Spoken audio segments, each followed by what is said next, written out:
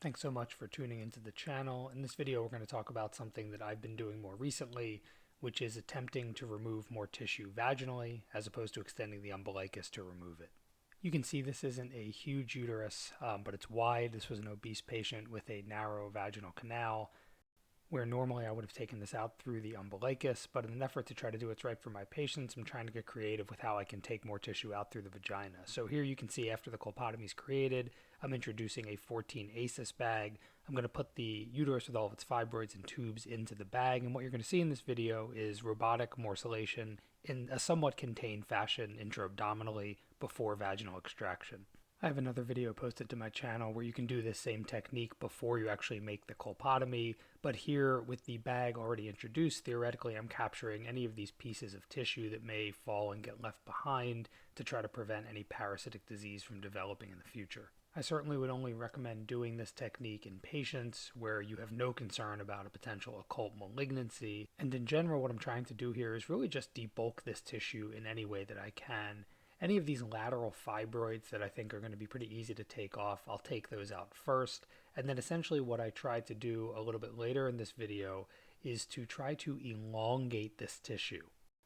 I've heard this technique described as a clamshell technique, and whatever name you'd like to use, essentially you're trying to take this very round, wide, or circular uterus with its fibroids, and you want to make this tissue more linear than it is circular. So essentially here I'm taking a somewhat lateral approach and really just trying to bivalve this uterus.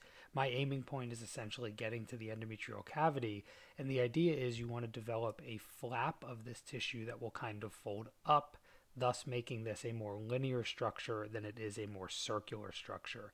The more linear you'll be able to get this tissue, I think the easier time you're going to have delivering this tissue through the vagina. And for this patient vaginally, it still required a small amount of manual morcellation, which I typically do anytime I have to vaginally extract tissue. But I think certainly getting this more linear piece of tissue coming through the vagina as opposed to a round, wide piece of tissue really helped to facilitate the small amount of vaginal morcellation that was needed for this case.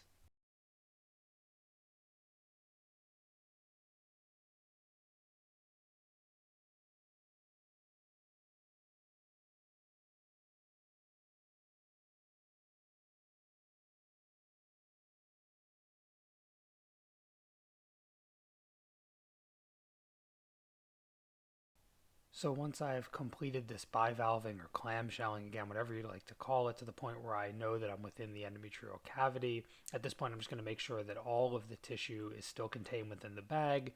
We're going to then just deliver the bag right through the vagina. Again, this patient did require a small amount of manual morcellation, but I think it was much easier than it otherwise would have been without taking the time to produce this step.